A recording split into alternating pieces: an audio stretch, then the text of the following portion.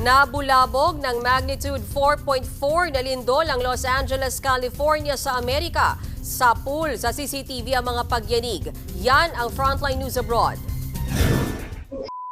Nakunan sa CCTV camera ang pagyanig sa loob ng isang bahay sa California sa Amerika. Nagulat ang nakatirang babae at napakapit na lang sa kisame. Pati ang alaga niyang aso natakot. Sa isa pang CCTV footage sa parking lot na ito, makikita ang paggalaw ng mga sasakyan. Dulot ito ng magnitude 4.4 na lindol ayon sa US Geological Survey sa lungsod ng Los Angeles na italang epicenter ng lindol. Dahil sa lindol, lumikas ang ilang residente sa mga open area gaya ng football stadium at soccer field. Wala namang naitalang nasaktan o nasawi sa lindol. Hindi rin ito nag-iwan ng matinding pinsala.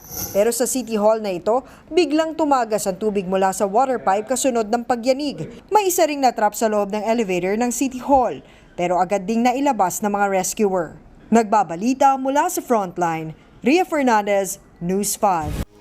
Mga kapatid, may Los Baños po. Huwag magpahuli sa mga balita at impormasyong dapat ninyong malaman. Para sa mas malawak na balitaan at diskusyon, mag-follow at mag-subscribe sa social media pages ng News 5.